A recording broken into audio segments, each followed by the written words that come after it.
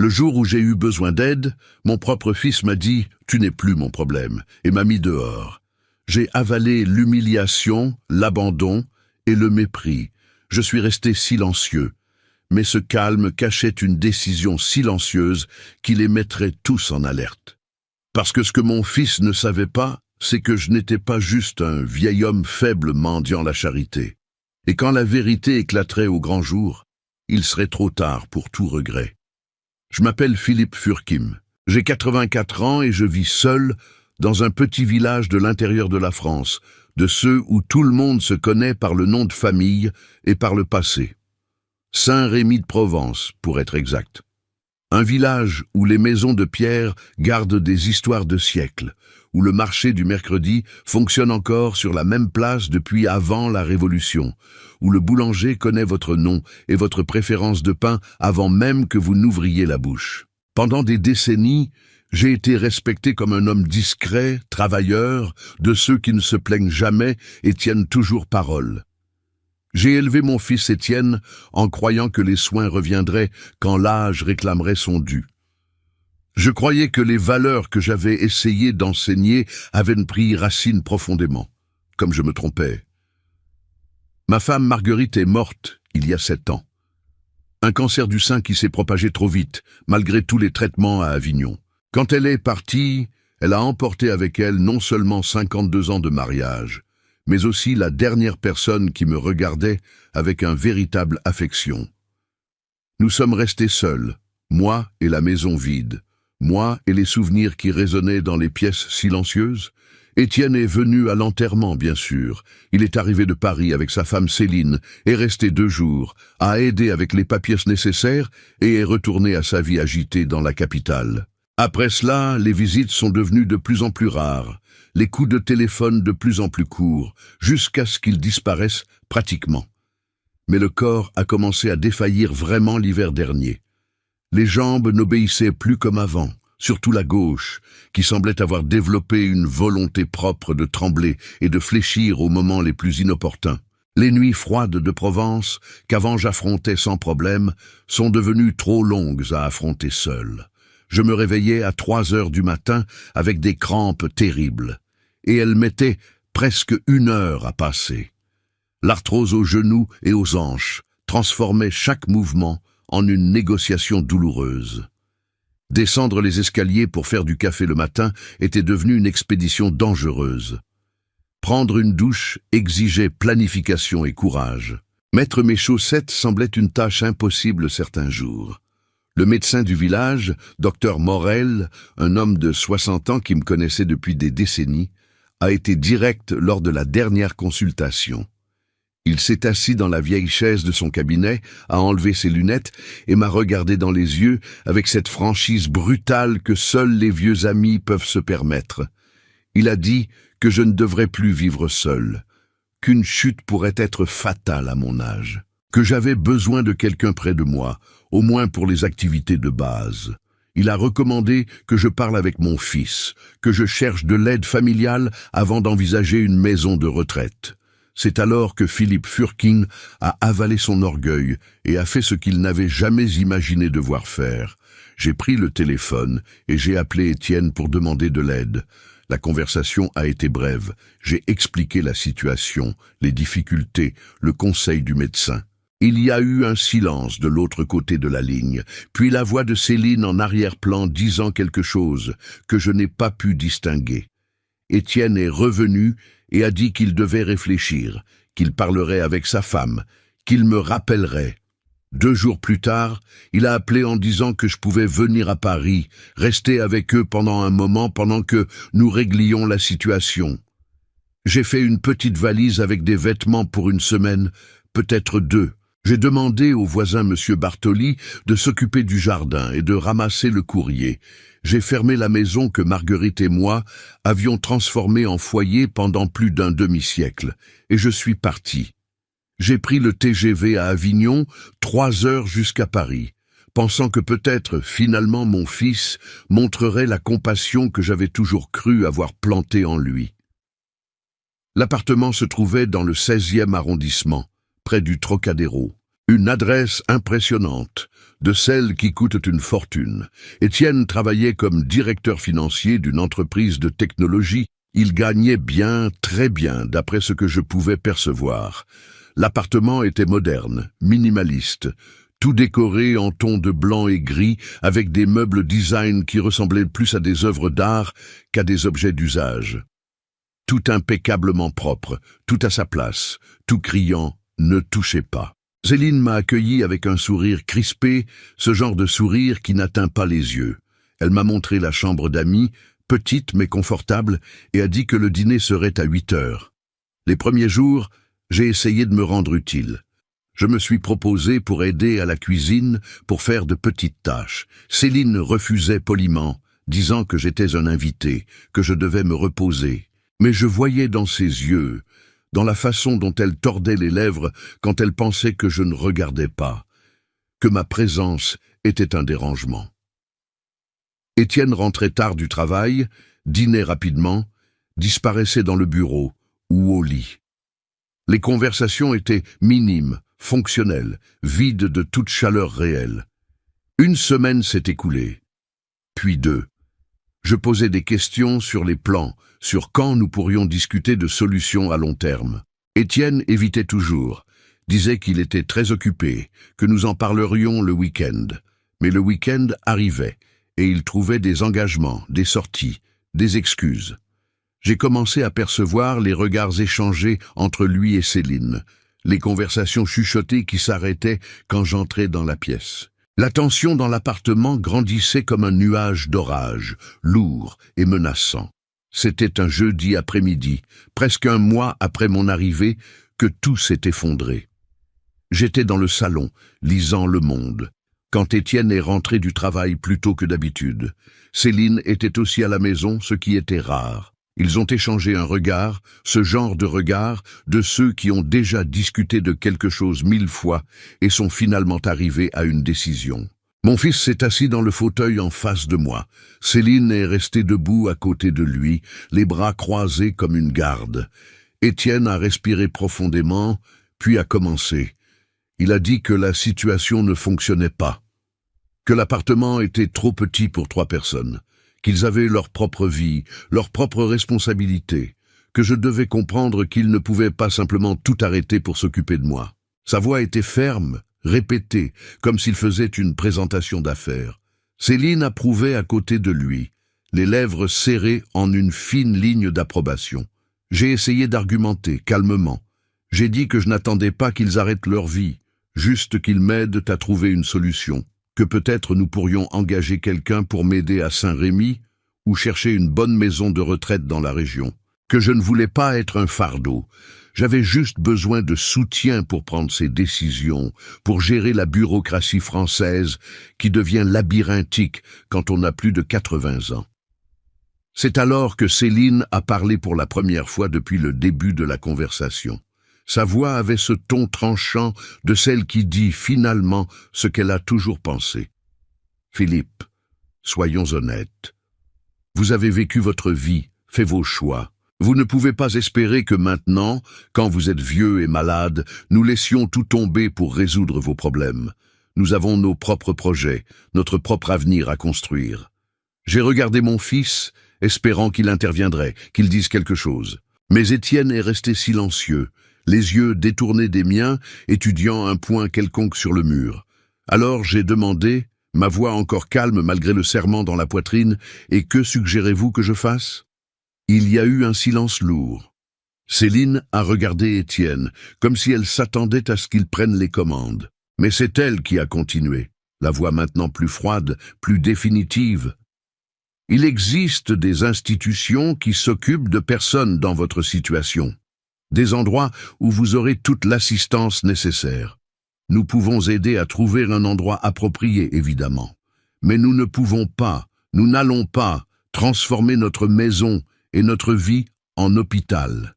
Des institutions, des endroits. » Elle parlait de moi comme si j'étais un objet à déposer dans un dépôt pratique. J'ai regardé à nouveau Étienne, cherchant dans ses yeux quelques restes du garçon que j'avais élevé, du jeune homme qui avait l'habitude de m'embrasser quand il rentrait de l'école. du jeune homme qui avait pleuré dans mes bras quand sa première petite amie avait rompu avec lui. Mais les yeux qui me regardaient en retour étaient ceux d'un étranger, froids et distants.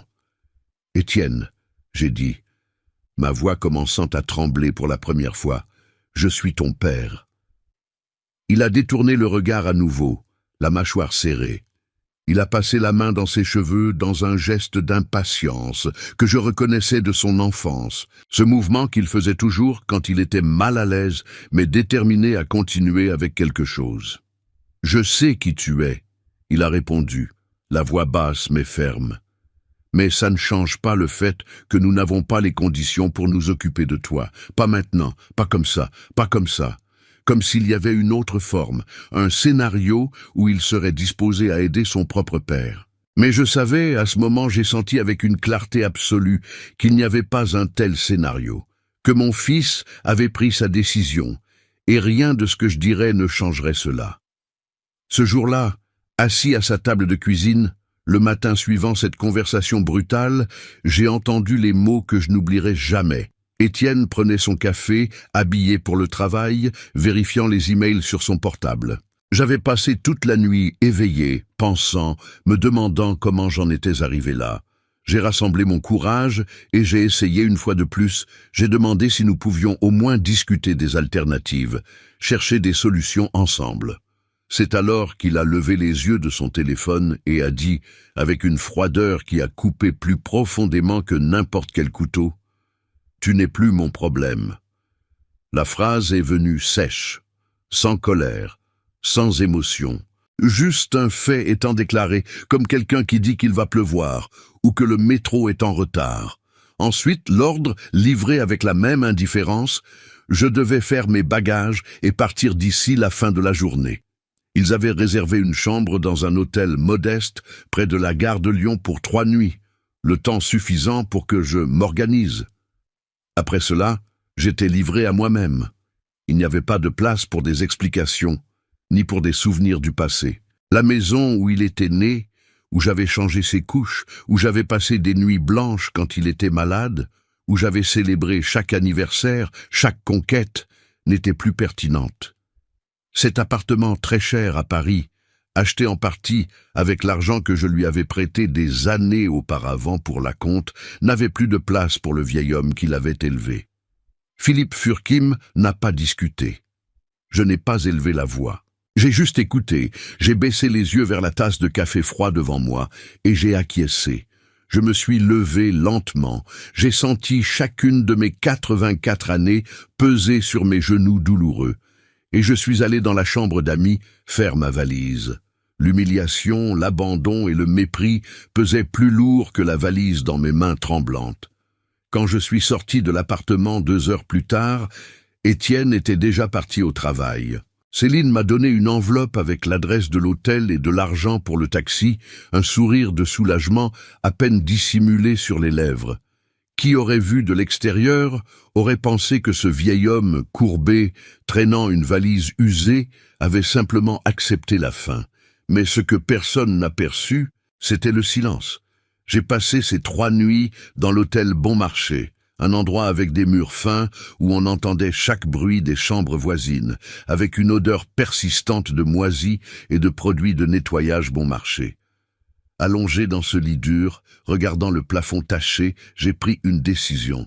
Ce ne serait pas une décision impulsive, elle ne serait pas mue par la colère ou la vengeance. Ce serait une décision froide, calculée, juste. Une décision que mon fils et sa femme avaient forcée sur moi avec leur cruauté désinvolte. Le 4e jour, je suis retourné à Saint-Rémy-de-Provence. J'ai pris le TGV de retour. J'ai vu le paysage français passer par la fenêtre sans vraiment le voir, l'esprit trop occupé par des plans et des possibilités. Monsieur Bartoli, mon voisin, a été surpris de me voir revenir si tôt, portant la même valise avec laquelle j'étais parti. Je l'ai remercié d'avoir pris soin de la maison. J'ai dit que les choses n'avaient pas fonctionné à Paris comme prévu, et je suis entré dans la maison vide et silencieuse qui maintenant semblait plus accueillante que jamais. De retour au petit village, Philippe a maintenu la routine. Je saluais les voisins à la boulangerie le matin, j'achetais ma baguette tradition et mon Figaro. Je m'asseyais sur le même banc de la place de la République, sous le platane centenaire, observant la vie passer. Je prenais un café au Café de la Fontaine au même horaire, 3 heures de l'après-midi, un express et un verre d'eau.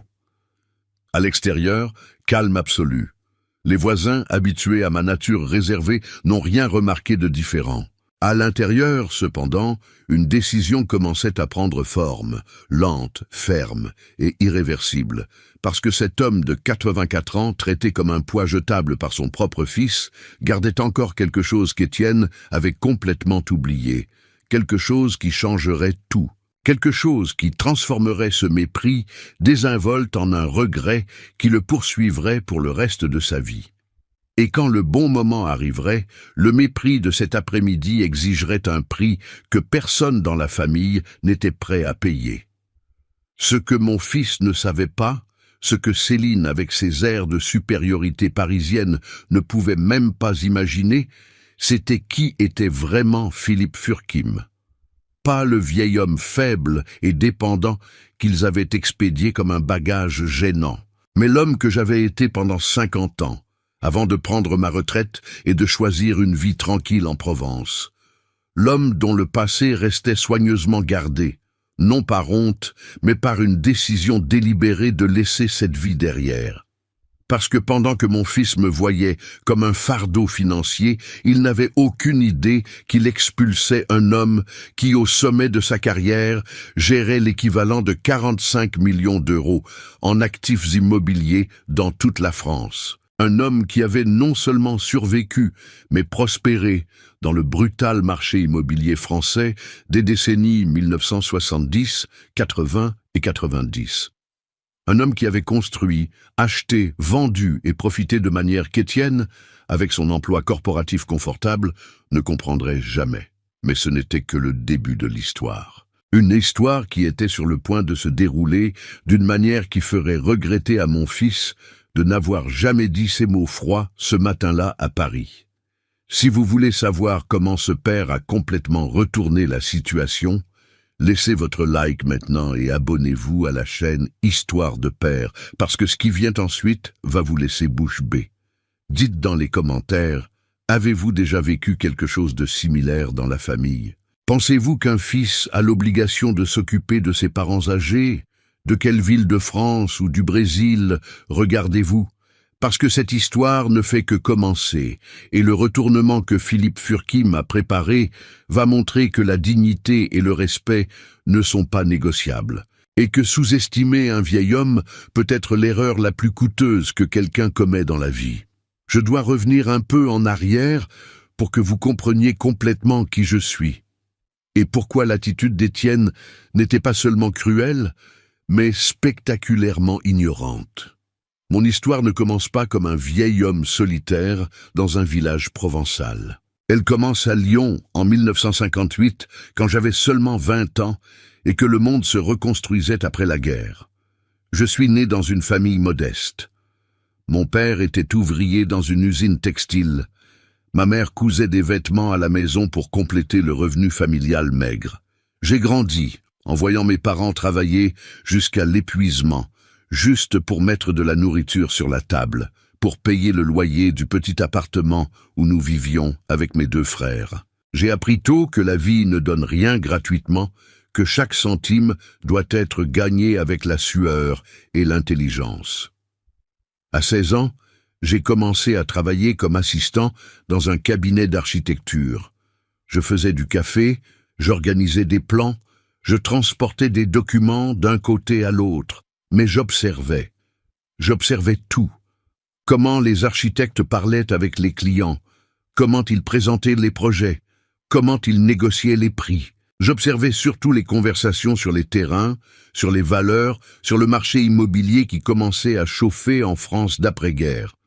C'est là que j'ai eu ma première grande perception. La propriété était le pouvoir. La terre était la richesse, et dans un pays qui se reconstruisait, celui qui savait identifier les opportunités pouvait complètement changer de vie. Alors j'ai commencé à étudier. J'ai passé des nuits entières à la bibliothèque municipale, lisant sur le marché immobilier, sur la législation, sur l'urbanisme. Pendant que les garçons de mon âge étaient dans les cafés à boire et à flirter, j'étais en train de calculer les valeurs des mètres carrés et d'étudier les plans directeurs des villes. À 23 ans, en utilisant chaque franc que j'avais économisé en 5 ans de travail, j'ai acheté mon premier bien immobilier. Ce n'était rien de glamour. Un appartement minuscule et dégradé dans un quartier ouvrier de Lyon, dans un immeuble qui semblait toujours à un pas de l'effondrement. Mais j'avais fait mes recherches. Je savais que cette zone serait revitalisée, qu'une nouvelle ligne de bus était prévue, qu'une école serait construite à proximité. J'ai acheté pour 12 000 anciens francs, j'ai rénové moi-même les week-ends, et j'ai vendu 2 ans plus tard pour 28 000. Un profit de 16 000 francs, une fortune pour moi à cette époque. Et c'est ainsi que ça a commencé. J'ai utilisé le profit pour acheter 2 appartements. J'ai rénové, vendu, réinvesti. J'ai acheté un petit immeuble entier, les convertis en appartements, les vendus séparément. Chaque opération était méticuleusement planifiée.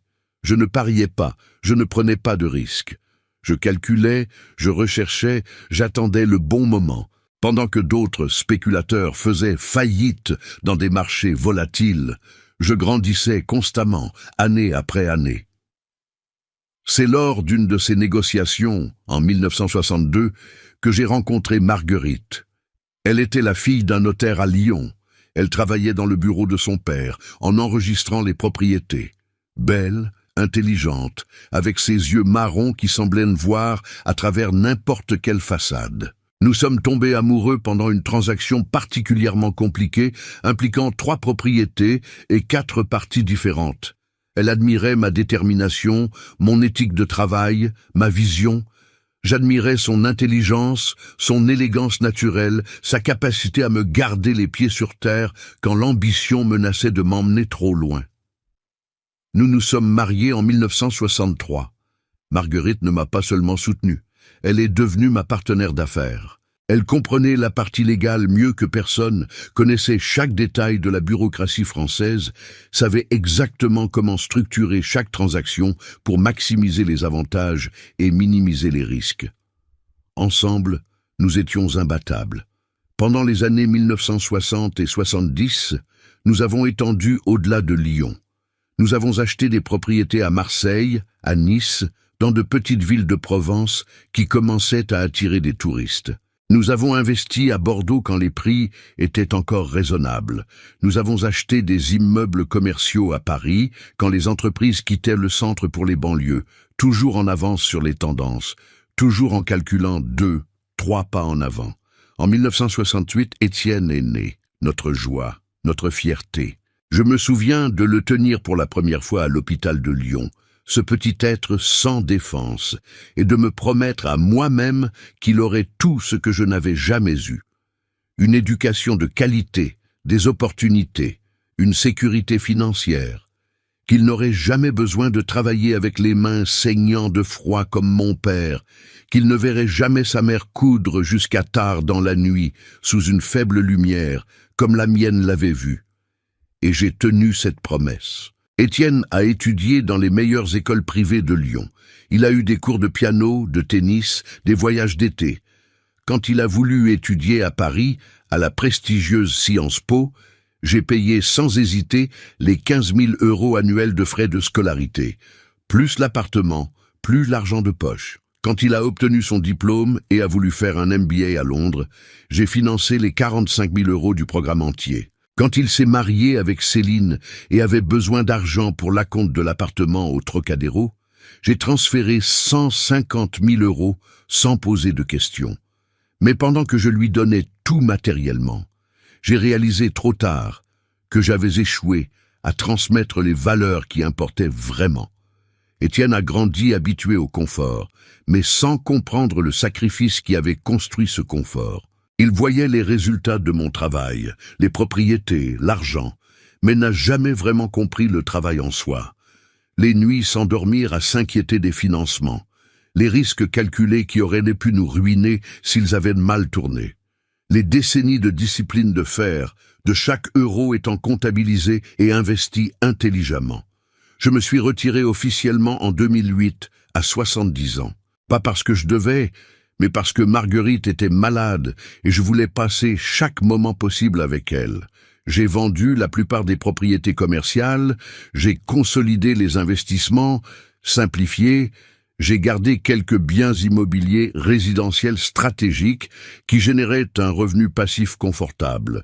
J'ai transféré la gestion à des entreprises spécialisées et je me suis installé avec Marguerite à Saint-Rémy-de-Provence, un village que nous avons toujours aimé, où nous pourrions vivre nos dernières années en paix.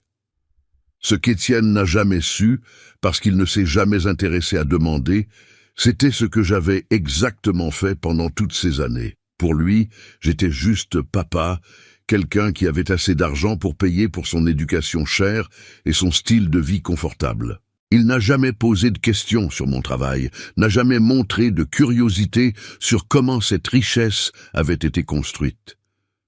Quand j'ai essayé, quelquefois, de partager des histoires du passé, il écoutait avec une politesse distraite, avant de changer de sujet pour parler de ses propres ambitions et conquêtes. Et ainsi, au fil des ans, Étienne a développé une image complètement déformée de qui j'étais. Dans son esprit, j'étais juste un vieux retraité vivant d'une pension modeste dans un village de l'intérieur. Il voyait la maison simple à Saint-Rémy, voyait mon style de vie discret, voyait mes vêtements simples et mes habitudes modestes, et supposait que j'étais, financièrement parlant, insignifiant. Un poids potentiel quand l'âge arriverait. Ce qu'il ne savait pas, parce qu'il n'a jamais demandé et parce que je n'ai délibérément jamais dit, c'est que ce vieux retraité possédait encore un portefeuille immobilier évalué à environ 8,5 millions d'euros. Des propriétés soigneusement sélectionnées à Lyon, Bordeaux, Nice et Paris qui généraient un revenu passif d'environ 35 000 euros mensuels. Des investissements dans des fonds immobiliers et des actions blue chip qui valaient 3,2 millions d'euros de plus. Des comptes dans 3 banques différentes avec une liquidité totale de 1,8 million d'euros. Mon fils pensait qu'il jetait dehors un vieil homme pauvre et dépendant. En réalité, il expulsait un homme avec un patrimoine net supérieur à 13 millions d'euros, un homme qui pourrait acheter son précieux appartement au Trocadéro 3 fois et avoir encore de la monnaie. Mais j'avais choisi de vivre simplement, pas par nécessité, mais par choix. Après la mort de Marguerite, l'argent a perdu beaucoup de son sens. Elle était ma partenaire, ma motivation pour construire cet empire. Sans elle, ce qui importait était de vivre avec dignité et paix, pas d'exhiber la richesse. J'ai maintenu le style de vie modeste parce qu'il était authentique, parce que c'était ce qui me faisait sentir connecté à mes racines, aux souvenirs de mes parents travailleurs. Et aussi, je dois l'admettre, parce que je voulais voir qui mon fils était vraiment. Quand Marguerite était vivante, elle défendait toujours Étienne, disait toujours qu'il était un bon garçon au fond, juste gâté et immature. Mais après qu'elle soit partie, j'ai commencé à observer plus attentivement les visites rares et précipitées, les coups de téléphone qui semblaient toujours avoir un agenda caché, l'intérêt soudain, chaque fois que je mentionnais quoi que ce soit lié aux finances ou à l'héritage. Alors quand je suis tombé malade et que j'ai eu besoin d'aide, une partie de moi voulait croire que Marguerite avait raison, que mon fils m'accueillerait non pas pour l'argent, mais pour l'amour filial, que la bonté naturelle prévaudrait sur le matérialisme que je craignais avoir cultivé en lui sans le vouloir. Ce voyage à Paris était, rétrospectivement, un test qu'Étienne a échoué spectaculairement. Parce que quand il a dit « tu n'es plus mon problème », quand il m'a mis dehors comme un déchet gênant, il n'a pas seulement brisé mon cœur, il a scellé son propre destin financier d'une manière qu'il ne comprenait pas encore.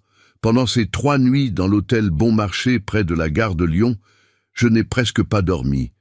Pas à cause du matelas inconfortable ou des bruits de la rue, mais parce que mon esprit travaillait, planifiait, décidait.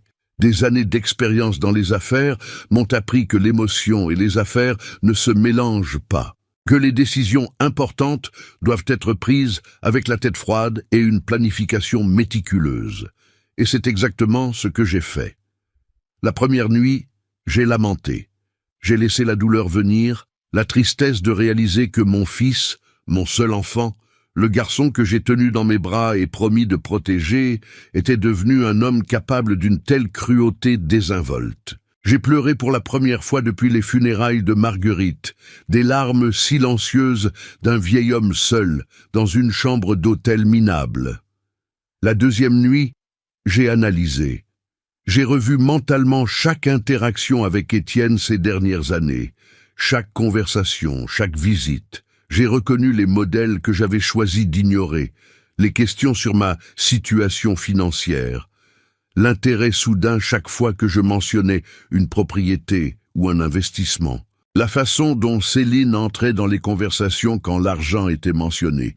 Ils n'étaient pas inquiets pour moi, ils étaient inquiets pour l'héritage. Et maintenant, concluant que cet héritage serait insignifiant, ils m'ont jeté. La troisième nuit, j'ai planifié, et ce que j'ai planifié n'était pas une vengeance impulsive ou une colère aveugle, c'était la justice, une justice froide, calculée et absolument légale. Une leçon que mon fils n'oublierait jamais. Le lendemain matin, avant de prendre le train de retour vers la Provence, j'ai fait 3 appels téléphoniques. Le premier était pour Maître Dubois, mon avocat à Lyon, un homme de 68 ans qui gérait mes affaires juridiques depuis 30 ans. J'ai fixé une réunion pour la semaine suivante. Le deuxième était pour mon comptable, Monsieur Lefebvre, lui demandant de préparer une documentation complète de tout mon patrimoine. Le troisième était pour mon gestionnaire au Crédit Lyonnais, demandant la mise à jour de tous les relevés et investissements. Quand je suis retourné à Saint-Rémy-de-Provence, je ne suis pas revenu comme un vieil homme vaincu. Je suis revenu comme un homme avec un plan. Pendant les semaines suivantes, j'ai maintenu ma routine absolument normale. Je saluais les voisins, j'achetais du pain, je prenais un café au même horaire. Monsieur Bartoli a commenté que je semblais plus calme, plus en paix qu'avant le voyage à Paris. J'ai souri et dit que parfois, les choses doivent arriver pour nous montrer ce qui importe vraiment. Ce qu'il ne savait pas, c'est que tous les après-midi, après le café, je rentrais à la maison et je travaillais. Je révisais des documents, je faisais des appels discrets, j'organisais des papiers. Parce que ce que j'étais sur le point de faire exigeait une précision absolue. Il ne pourrait y avoir d'erreur, il ne pourrait y avoir de faille légale, il ne pourrait y avoir de moyen pour Étienne de contester ou d'inverser. La réunion avec Maître Dubois a été éclairante.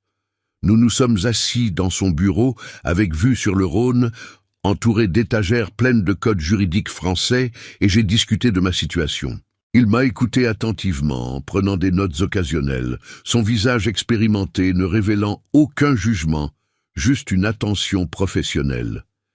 Quand j'ai terminé, il s'est adossé à sa chaise et est resté silencieux pendant un long moment.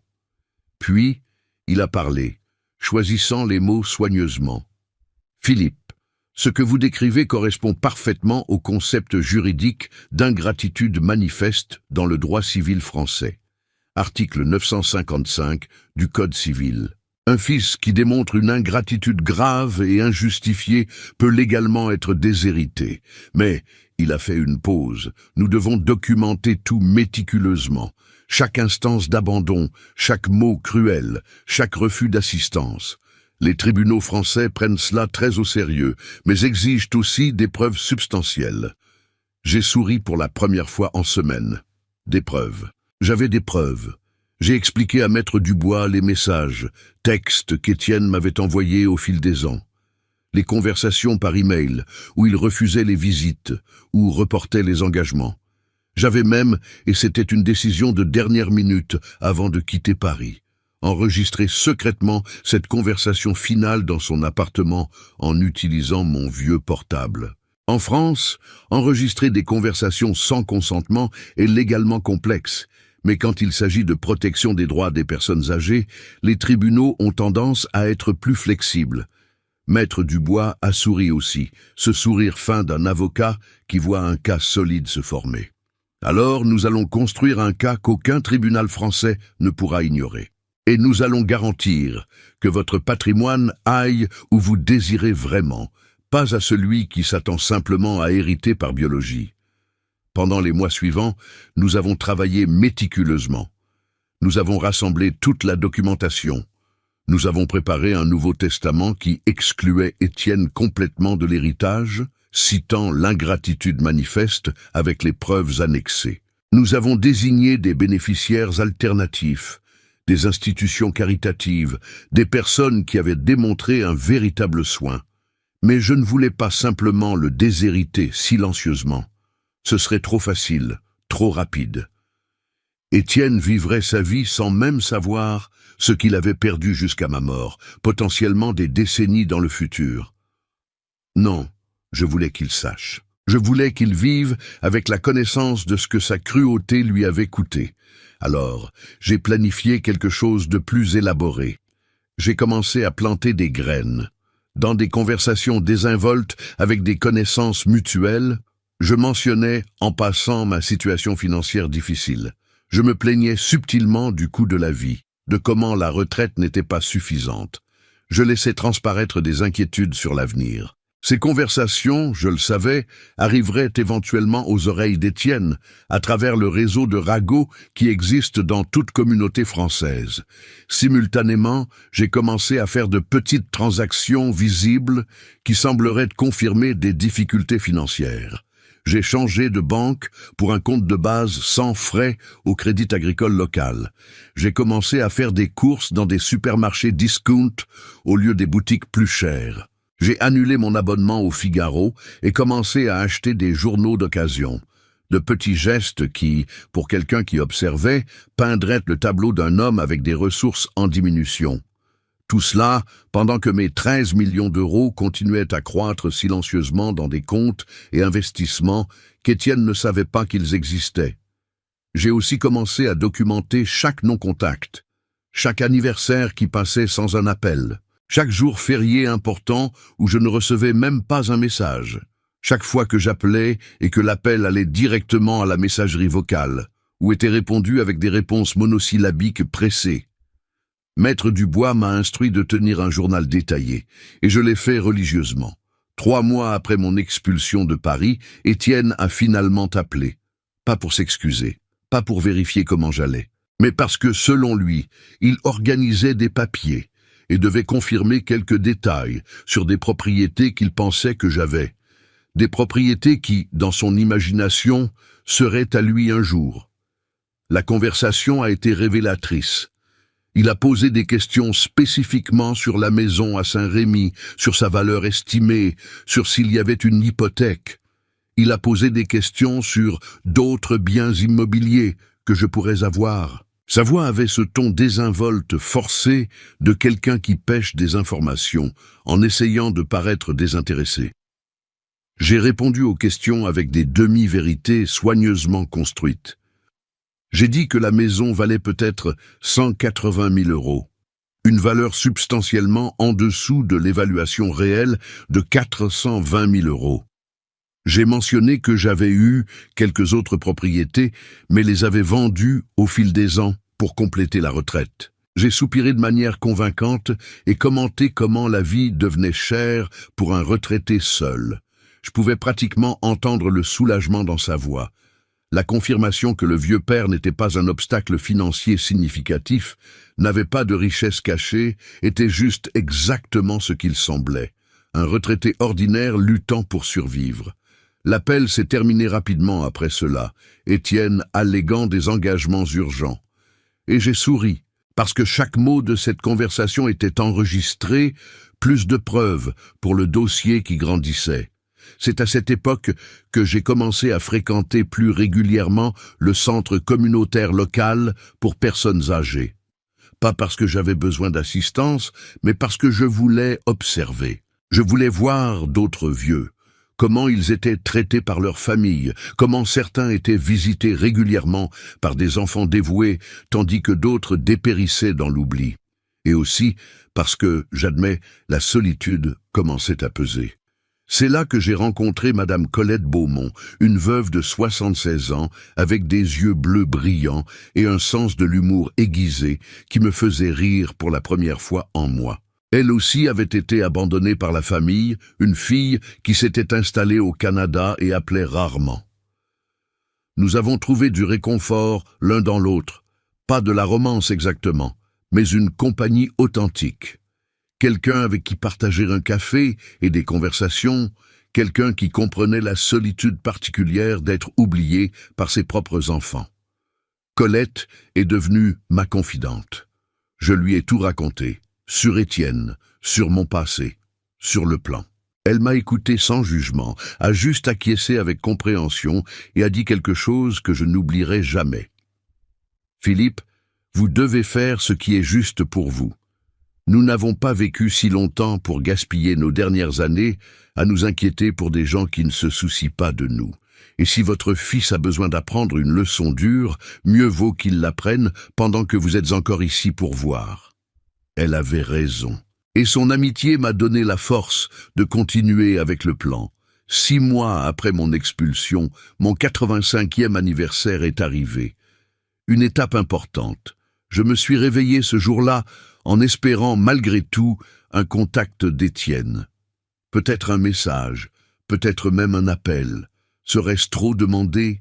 Apparemment oui, la journée est passée. Aucun message, aucun appel, aucun signe.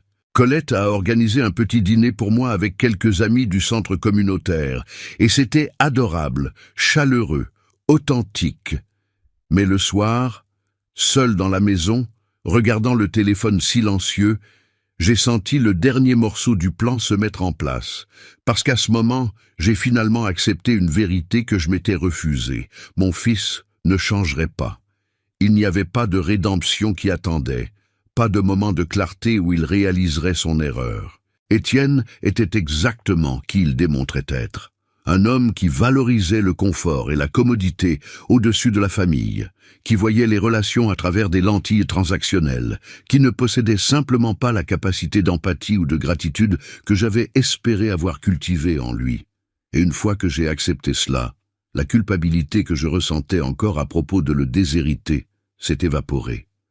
Ce n'était pas de la vengeance, c'était une conséquence naturelle. C'était enseigner une leçon qui peut-être, juste peut-être, ferait de lui une meilleure personne à l'avenir. Le lendemain matin, j'ai appelé Maître Dubois et j'ai dit que j'étais prêt à tout finaliser. Nous avons fixé une réunion pour la semaine suivante où je signerais les documents finaux. Le testament était une œuvre d'art juridique. Il excluait Étienne spécifiquement, citant l'article 955 du Code civil, et documentant 16 instances séparées d'ingratitude manifeste, chacune avec des preuves annexées. Le patrimoine serait divisé de la manière suivante. 40% pour des institutions caritatives qui soutiennent les personnes âgées abandonnées, 30% pour Colette Beaumont, qui m'avait montré plus de compassion en 6 mois que mon fils en années, 20% pour créer un fonds éducatif pour les enfants de famille à faible revenu à Lyon, honorant mes racines, et 10% divisé entre employés et connaissances qui avaient démontré une bonté authentique au fil des ans. Mais le document incluait une clause spéciale. Une lettre scellée qui serait livrée à Étienne au moment de la lecture du testament, expliquant exactement pourquoi il avait été exclu, détaillant chaque instance de cruauté, et révélant, pour la première fois, la véritable étendue du patrimoine qu'il avait perdu en traitant son père comme un déchet.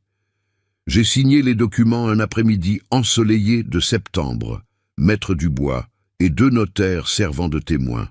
Quand je suis sorti du bureau, j'ai senti un poids gigantesque être enlevé de mes épaules. La justice avait été faite, légalement et irrévocablement. Mais je n'avais pas encore terminé, parce que je voulais qu'Étienne sache, mais pas encore. Je voulais attendre, observer, voir si peut-être miraculeusement il changerait. Et aussi, j'admets, parce qu'une partie sadique de moi voulait qu'il continue à croire aux mensonges, continue à faire ses plans avides, basés sur de fausses informations, juste pour avoir tout s'effondrer spectaculairement quand la vérité émergerait finalement. Les mois suivants ont été tranquilles, j'ai vécu ma vie simple à Saint-Rémy. J'ai passé du temps avec Colette, j'ai lu des livres, j'ai marché dans le village jusqu'où mes jambes permettaient. La santé s'est stabilisée, le médecin a dit que je pourrais avoir 10 ans de plus facilement si je continuais à prendre soin de moi correctement. Et pour la première fois depuis longtemps, j'ai ressenti une paix authentique. Étienne appelait occasionnellement, des conversations courtes et superficielles où il demandait de mes nouvelles avec un intérêt clinique plutôt que filial. Je disais toujours que j'allais bien, luttant, mais survivant.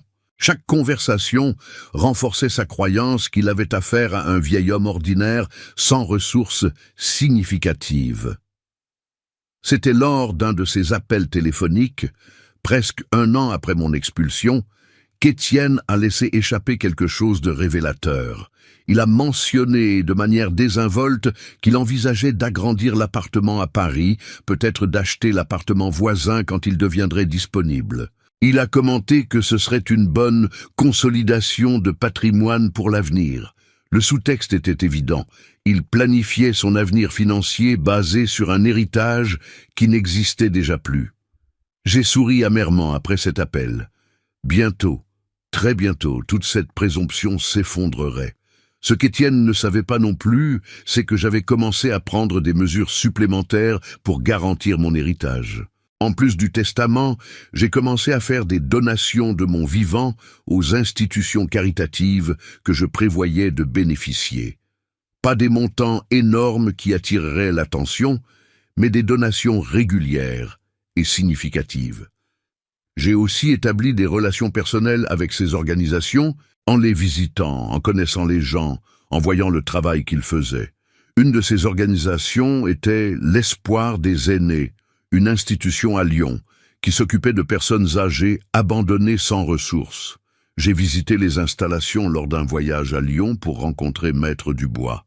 Ce que j'ai vu m'a brisé le cœur et a renforcé ma décision.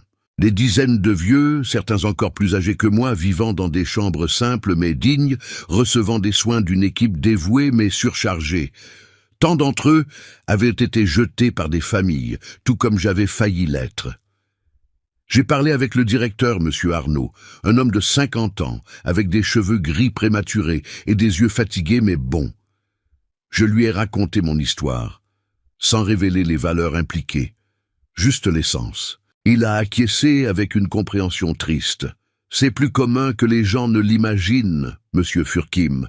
Nous vivons à une époque où les vieux sont vus comme des fardeaux au lieu de trésors de sagesse et d'expérience. Les familles se débarrassent des parents de la même manière qu'ils se débarrassent de vieux meubles. C'est alors que j'ai pris une décision supplémentaire. Quand je mourrai, en plus de la donation substantielle du testament, je laisserai des instructions pour qu'une partie de l'argent soit utilisée pour construire une nouvelle aile dans l'institution. Une aile confortable, digne, où les personnes âgées abandonnées pourraient vivre leurs dernières années avec respect et soin. Et cette aile porterait le nom de Marguerite Furcam, honorant la femme qui a toujours valorisé la famille et le soin au-dessus de tout. Quand j'ai raconté cela à Colette plus tard cette semaine-là, elle a pleuré. Des larmes de tristesse pour la cruauté du monde, mais aussi de joie, parce que quelque chose de bon émergerait de ma douleur. Votre fils peut avoir perdu un père, Philippe, mais des dizaines de vieux gagneront en dignité grâce à vous. C'est un héritage qui en vaut la peine. Elle avait raison, et pour la première fois depuis la mort de Marguerite, j'ai senti que ma vie avait encore un but, avait encore un sens, au-delà de la simple survie. Mais l'histoire était loin d'être terminée. Parce que pendant que je construisais cet héritage positif, Étienne était sur le point de commettre une erreur qui accélérerait dramatiquement le calendrier de révélation que j'avais planifié. C'était en janvier, presque 15 mois après mon expulsion de Paris. J'ai reçu une lettre recommandée, pas de mon fils directement, mais d'un cabinet d'avocats à Paris. Mon cœur s'est accéléré en l'ouvrant. À l'intérieur, j'ai trouvé des documents juridiques demandant que je signe une procuration donnant à Étienne un contrôle total sur mes affaires financières et médicales. La lettre annexée, signée par un avocat que je n'avais jamais rencontré, expliquait en langage froid et professionnel que, vu votre âge avancé et vos conditions de santé, il serait prudent et responsable de transférer le contrôle légal à un membre de la famille plus jeune qui pourrait garantir vos meilleurs intérêts. Il y avait aussi mention de faciliter d'éventuelles décisions médicales difficiles et consolider les questions patrimoniales pour l'efficacité future. J'ai lu les documents 3 fois, la colère grandissant à chaque lecture. Ce n'était pas une inquiétude filiale. C'était une tentative de prendre le contrôle légal des actifs qu'Étienne croyait que j'avais, aussi modeste soit-il. C'était aussi, potentiellement, le premier pas vers une éventuelle interdiction judiciaire, me déclarant incapable de gérer mes propres affaires. J'ai respiré profondément. J'ai forcé la colère à se dissiper, remplacée par quelque chose de plus froid et de plus utile, une détermination calculée, parce qu'Étienne venait de me donner le prétexte parfait pour la révélation finale. J'ai immédiatement appelé Maître Dubois. J'ai expliqué la situation. Il y a eu un silence de l'autre côté de la ligne, puis un soupir lourd. « Philippe, c'est grave. Cela démontre non seulement un désintérêt ou une négligence, mais une action prédatrice active. Cela renforce immensément le cas d'ingratitude manifeste. Et aussi, il a fait une pause. Cela signifie que peut-être nous ne devrions plus attendre pour agir. » J'ai été d'accord. Nous avons discuté des options. Nous avons décidé d'un plan qui serait simultanément dévastateur pour Étienne et absolument légal et irréfutable. La stratégie serait la suivante.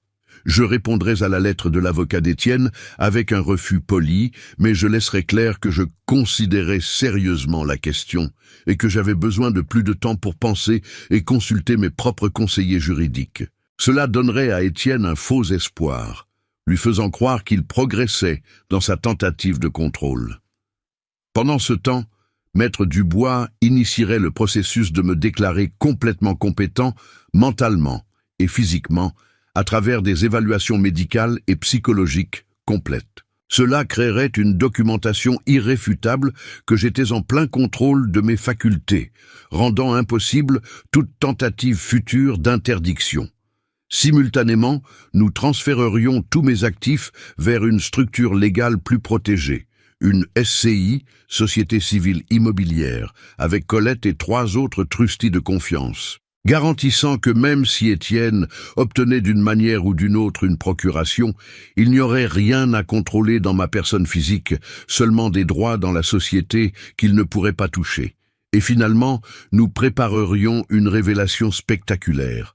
Ne pas attendre ma mort pour qu'Étienne découvre, mais le confronter de mon vivant, avec des témoins, avec de la documentation, avec la vérité complète. Le forcer à faire face exactement à ce que sa cupidité et sa cruauté lui avaient coûté. Maître Dubois a adoré le plan.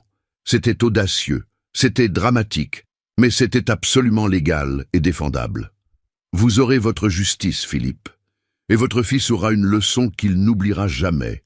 Pendant les semaines suivantes, nous avons exécuté chaque étape méticuleusement. J'ai passé par des évaluations médicales complètes à l'hôpital régional. Neurologues, psychiatres, médecins généralistes, tous ont conclu la même chose. Philippe Furquin, à 85 ans, était en pleine possession de ses facultés mentales, orienté dans le temps et l'espace, capable de prendre des décisions rationnelles et indépendantes. Les rapports ont été annexés au dossier juridique. Simultanément, nous avons restructuré tous les actifs. Les biens immobiliers, les investissements, les comptes bancaires, tout a été transféré à la SCI Marguerite, nommée en hommage à ma défunte femme. Les trustés étaient Colette, Maître Dubois, Monsieur Arnaud de l'Espoir des Aînés et ma vieille amie et ancienne associée d'affaires Madame Thérèse Laurent, une femme de 81 ans qui avait travaillé avec moi pendant des décennies et était restée loyale à travers les années. Chaque transfert a été documenté, enregistré, notarié. Rien qu'Étienne pourrait contester comme ayant été fait sous coercition ou capacité mentale diminuée. Pendant ce temps, j'ai répondu à la lettre de son avocat exactement comme prévu. J'ai dit que je considérais sérieusement la proposition et que j'avais besoin de consulter mes médecins et conseillers avant de prendre une décision aussi importante. J'ai suggéré que peut-être nous pourrions discuter en personne dans quelques semaines. La réponse est venue rapidement. Étienne a appelé personnellement pour la première fois en mois. la voix injectée avec une fausse inquiétude paternelle, qui aurait été comique si elle n'était pas si répugnante. Il a dit qu'il était soulagé que je sois sensé à propos de la situation, qu'il voulait juste garantir que j'étais protégé et que tout soit traité correctement. J'ai joué le rôle parfaitement, voix tremblante de vieil homme confus. J'ai remercié pour l'inquiétude. J'ai dit que j'avais vraiment besoin d'aide pour comprendre tout cela. J'ai fixé une réunion pour dans 3 semaines chez un notaire à Avignon, à mi-chemin entre Saint-Rémy et Paris. Je pouvais entendre la satisfaction dans sa voix. Il croyait qu'il gagnait. Il croyait qu'il obtiendrait finalement le contrôle sur les quelques actifs qu'il imaginait que j'avais. Pauvre de lui. Il n'avait aucune idée de ce qui était sur le point de se passer. Les 3 semaines ont passé en préparation méticuleuse.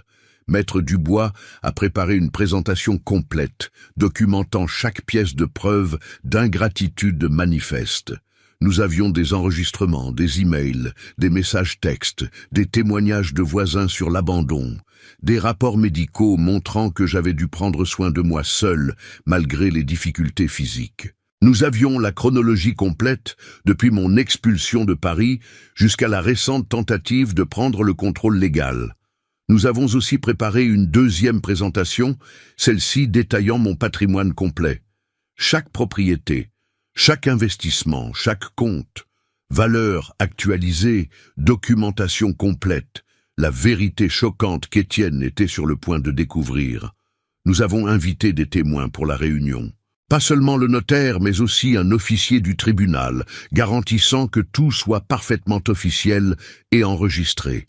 Maître Dubois serait présent, bien sûr, Colette aussi, pour le soutien moral. Et, dans une touche que j'ai particulièrement appréciée, M. Arnaud de l'Espoir des Aînés pour représenter les véritables bénéficiaires de mon patrimoine. Le jour fixé, je suis arrivé au bureau du notaire à Avignon 1 heure avant l'heure prévue. Le bureau se trouvait dans un bâtiment historique au centre de la ville, tout en pierre provençale jaune, avec cette odeur caractéristique de documents anciens et de cire de meubles que tous les cartoirs français semblent avoir. Maître Dubois était déjà là, organisant des documents. Colette est arrivée peu après, a tenu ma main et a chuchoté « Courage, Philippe, la justice sera faite aujourd'hui ». À 4 heures de l'après-midi exactement, Étienne est arrivé, seul, ce qui était intéressant. Céline n'est pas venue. Il est entré dans le bureau avec cette confiance arrogante de quelqu'un qui croit être en contrôle de la situation. Il portait un costume cher, portait une sacoche en cuir italien. Il avait cet air d'exécutif parisien qui réussit en faisant une faveur à un vieil homme confus. Quand il m'a vu, il a forcé un sourire. Il s'est approché, a essayé de m'embrasser. J'ai reculé subtilement, j'ai serré sa main formellement. J'ai remarqué l'éclair d'irritation dans ses yeux avant qu'il ne recompose le masque d'inquiétude filiale. « Papa, merci d'avoir accepté cette réunion. Je sais que ces choses peuvent être confuses, mais je suis là pour aider. » Confuse, comme si j'étais sénile, incapable de comprendre mes propres affaires. J'ai respiré profondément. Je me suis forcé à garder mon calme. Ce n'était pas encore le moment. « Assieds-toi, Étienne. Il y a quelque chose que nous devons discuter avant de signer quoi que ce soit. » Il s'est assis, la confiance inébranlable. Le notaire, Maître Fontaine, un homme sévère de 60 ans avec des lunettes à monture dorée, s'est assis à la table principale.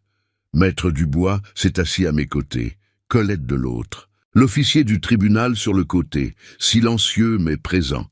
Étienne a regardé autour, semblant finalement enregistrer qu'il y avait plus de personnes que prévu. « Papa, est-ce vraiment nécessaire ?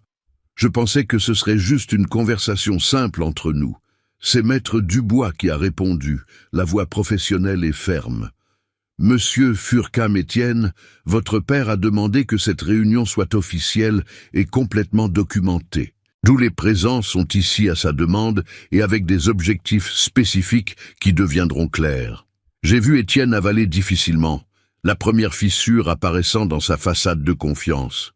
Mais il s'est recomposé rapidement, a acquiescé comme si ce n'était pas grand-chose. « Bien sûr, si c'est ce que tu veux, papa. » Maître Fontaine a ouvert la session formellement, déclarant la date, l'heure, les présents, l'objectif de la réunion. Puis il a fait signe que je commence. J'ai regardé mon fils. Ce visage qui avait autrefois été celui d'un garçon innocent, maintenant durci par la cupidité et l'indifférence. Et j'ai commencé à parler. Étienne, tu m'as appelé ici aujourd'hui en croyant que je signerais des documents te donnant le contrôle sur mes affaires. Tu as envoyé des lettres par des avocats, utilisé un langage juridique intimidant, tout basé sur la supposition que je suis un vieil homme confus qui a besoin d'être géré. J'ai fait une pause. Mais avant de discuter de cela, il y a quelque chose que tu dois savoir. Des choses que tu aurais dû demander il y a des années, mais dont tu ne t'es jamais assez soucié pour demander.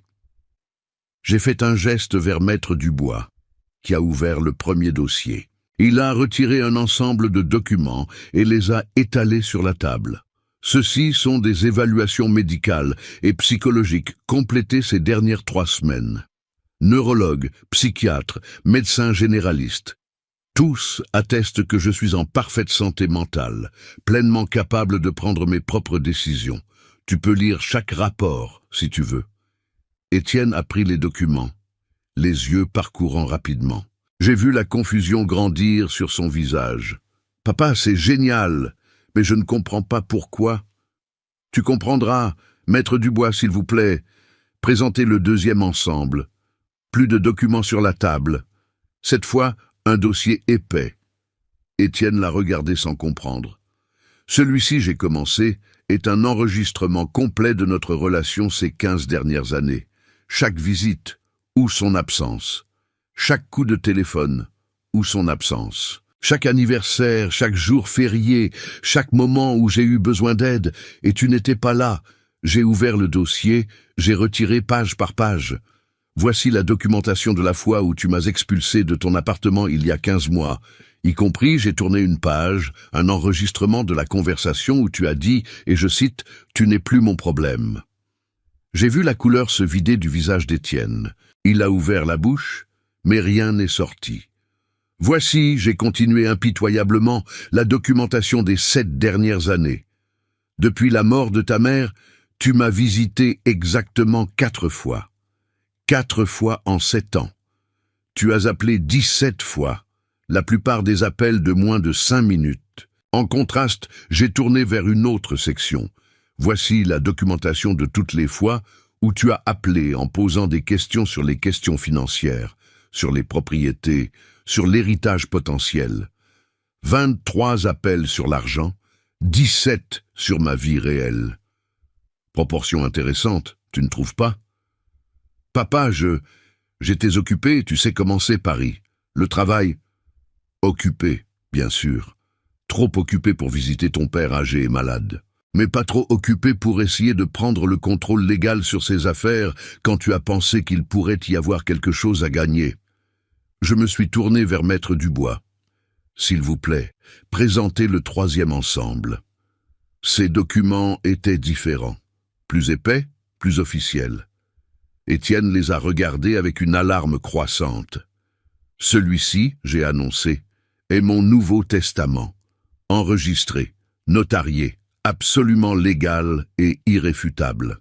Sous l'article 955 du Code civil français qui permet le déshéritage pour ingratitude manifeste, tu as été complètement retiré en tant que bénéficiaire de toute partie de mon patrimoine. Le silence qui a suivi était absolu. Étienne est devenu blanc comme un linge, les yeux fixés sur les documents comme s'il ne pouvait pas croire ce qu'il lisait. Que? Quoi? Tu ne peux pas. Je suis ton fils. Tu es mon fils, biologiquement, mais tu as depuis longtemps cessé d'être mon fils de toute manière significative, et la loi française reconnaît cela. Maître Dubois a pris le relais, la voix juridique et impassible.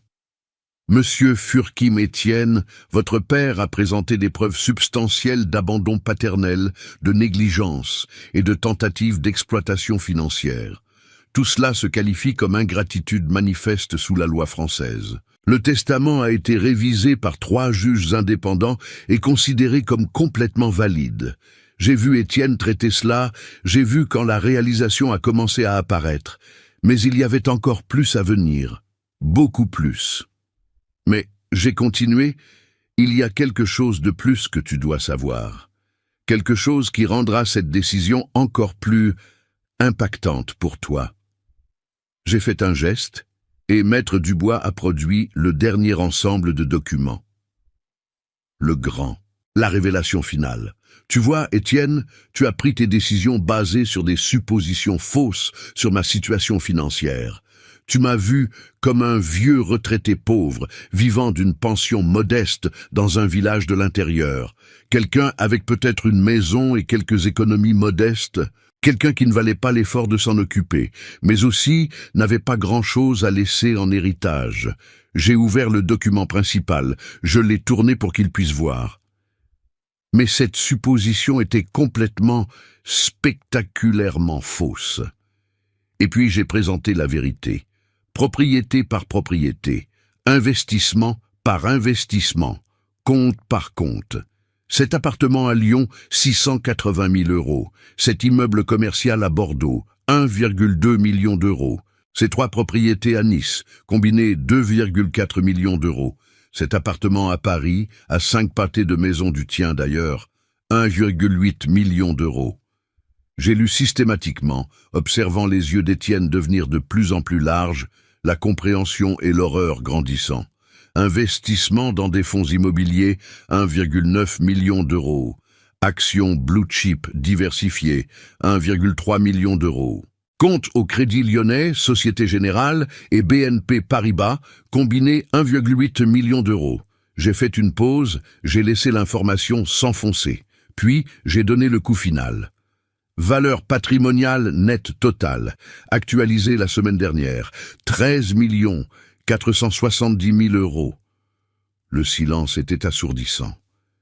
Étienne était figé, la bouche ouverte, les yeux fixés sur les nombres. Je pouvais voir son esprit travailler frénétiquement, traiter, recalculer tout ce qu'il pensait savoir. 13 millions. Oui, construit au cours de 50 ans de travail acharné, d'investissement intelligent et de sacrifice. De l'argent que j'ai utilisé pour te donner la meilleure éducation, pour financer ton MBA, pour aider avec ton appartement. De l'argent que tu as présumé ne pas exister parce que tu ne t'es jamais soucié de demander, parce que tu n'as jamais vu ton père comme rien de plus qu'un vieil homme gênant. J'ai vu des larmes commencer à se former dans ses yeux. Mais ce n'étaient pas des larmes de regret, c'étaient des larmes de réalisation de ce qu'il avait perdu. Et maintenant, j'ai continué impitoyablement. Cet argent ira à des endroits où il sera vraiment valorisé. 40% pour des institutions caritatives qui s'occupent de personnes âgées abandonnées. 30% pour Madame Colette Beaumont, qui m'a montré plus de bonté en 1 an que toi en 1 décennie. J'ai pointé vers chaque personne dans la salle. 20% pour un fonds éducatif pour les enfants pauvres à Lyon. 10% divisé entre d'autres qui ont démontré un soin authentique. Ces personnes, Étienne, des étrangers, comparés à toi, recevront ce que tu as jeté. Finalement, Étienne a trouvé des mots, bien qu'il soit sorti étranglé et désespéré. « Papa, s'il te plaît, j'ai fait des erreurs, je sais, mais nous pouvons arranger cela, nous pouvons... » Arranger ? J'ai levé ma voix pour la première fois. Tu m'as expulsé de ta maison comme un déchet. Tu m'as dit que je n'étais plus ton problème. Tu as passé 7 ans à m'ignorer après la mort de ta mère. Et puis, seulement alors, quand tu as pensé pouvoir profiter, tu as essayé de prendre le contrôle légal sur moi par la manipulation et l'intimidation. Et tu veux arranger cela ? J'étais confus. Céline a dit que... N'ose pas blâmer ta femme. Tu es un homme adulte, tu as fait tes choix, et maintenant tu vivras avec les conséquences. Maître Dubois s'est penché. Monsieur Furquim-Étienne, vous devez comprendre que cette décision est finale et légalement irrévocable. Toute tentative de contestation non seulement échouera, mais résultera en une exposition publique de toutes les preuves de négligence et de tentative d'exploitation. y compris, il a fait une pause significativement d'éventuelles accusations criminelles pour tentative de fraude en relation avec la procuration que vous avez essayé d'obtenir sous de faux prétextes. J'ai vu cela briser Étienne. Il s'est effondré sur la chaise, le visage dans les mains, sanglotant.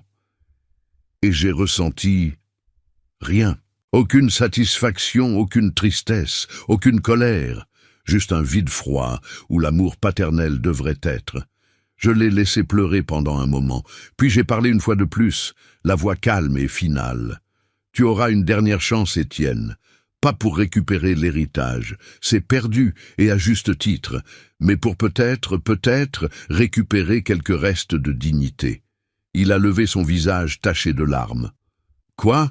N'importe quoi, papa, dans les années qui me restent, tu peux essayer d'être le fils que tu aurais dû être. Pas pour l'argent. Ce bateau a déjà navigué. Mais pour le simple acte de faire ce qui est juste, des visites régulières, non parce que tu attends quelque chose, mais parce que je suis ton père, des appels téléphoniques authentiques, demandant comment je vais, pas sur les finances. Un vrai soin si j'en ai besoin. J'ai fait une pause, j'ai laissé cela s'enfoncer. Si tu fais cela vraiment sans attente, alors peut-être, juste peut-être, dans mes derniers moments, je me souviendrai de toi comme plus que la personne qui m'a trahi. C'est le seul héritage que je peux encore t'offrir, la chance de prouver qu'il y a de la bonté en toi, même si elle apparaît trop tard. Étienne a acquiescé frénétiquement, les mots sortant dans un flux désespéré. Oui, oui, je le ferai, je promets, je serai meilleur, Le temps dira. Jusque-là, ces documents sont enregistrés. Ce testament est en vigueur. Et cette réunion est terminée. Maître Fontaine, qui avait assisté à tout en silence professionnel, a acquiescé.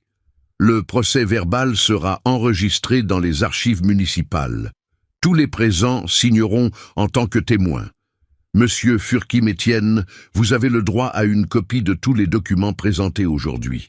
Étienne a juste acquiescé sans force, écrasé par le poids de la révélation. Je me suis levé lentement, mes vieux os protestants. Colette a tenu mon bras, m'a soutenu. J'ai regardé mon fils une dernière fois. Je t'ai aimé, Étienne, je t'ai tout donné, et tu as jeté cela par pure cupidité et indifférence. Que cette leçon, aussi chère soit-elle, fasse de toi un homme meilleur. C'est la dernière chose que je peux faire pour toi. Et puis, je suis sorti de ce bureau, Colette à mes côtés, laissant mon fils assis parmi des piles de documents qui détaillaient exactement ce que sa cruauté lui avait coûté. Vous avez aimé cette histoire de retournement ? Alors, laissez votre like, partagez avec quelqu'un qui a besoin d'entendre ce message que la dignité n'a pas de prix et abonnez-vous à la chaîne Histoire de Père pour plus de récits émouvants de dépassement et de justice. Dites ici dans les commentaires, pensez-vous que Philippe a bien agi en déshéritant son fils ? Que feriez-vous dans sa situation ? De quelle ville du Brésil ou de France nous regardez-vous ? Et souvenez-vous toujours, le respect ne se négocie pas. La vraie famille est celle qui vous aime pour ce que vous êtes, pas pour ce que vous avez. Et ne sous-estimez jamais un vieil homme qui a tout construit à partir de zéro. Un gros câlin et à la prochaine histoire qui touchera votre cœur. When I put screenshots in Discord, depends what for. Like if it's gaming screenshots, I imagine you'd put it in. Actually, we don't have a gaming one, do we? I don't know. Really? I don't think so. Yeah. All right. Oh, left house? What, this house? This right here? This one?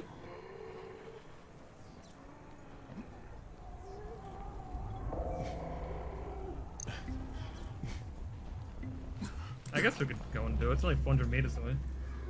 Okay. The axe you have looks awesome. That's fine. Let's put it in dank memes, bro. I've joined Discord, and as such, I've acquainted us even more so as the lovable yet formal narrator. Jesus. Man's just giving himself the fucking role.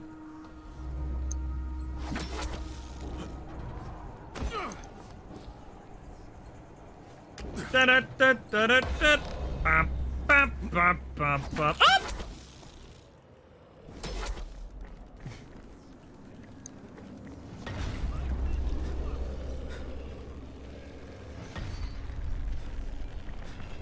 This grapple is amazing. Yeah, it is. Mm-hmm. I should just give understand number that. 2 this grapple.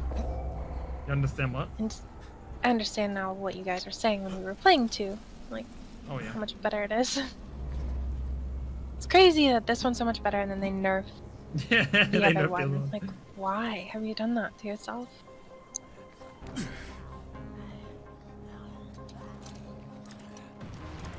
The amount of dedication Super Saiyan has is brilliant.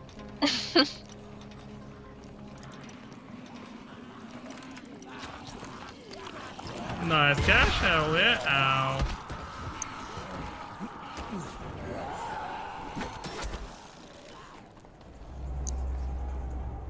Make sure to get the Easter egg blueprint. Gotcha, dude. No worries. Alright. They said lower left house, which I imagine is this. This is the house. So, is there a way in? Let's just look around for it.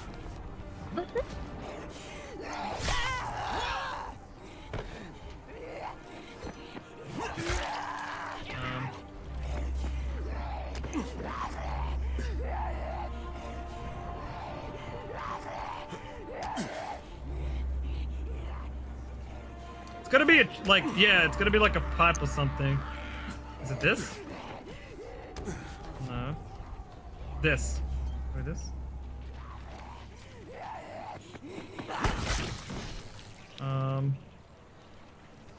Maybe over here? No. Gotta look some form of. Gotta look for like a chimney. I thought it would be like a green chimney, but there's no green chimney. I don't know, but there's a gold box here. No.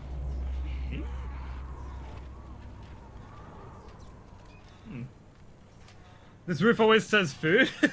You excited about food?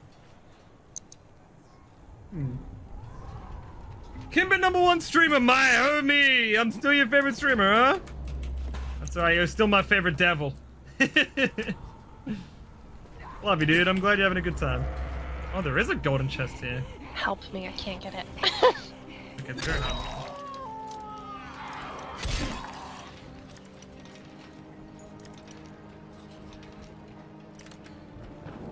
Furthermore, as I feel like I know the place in this epic, I've assumed the role of narrator to lay out the legends of how this amazing group of warriors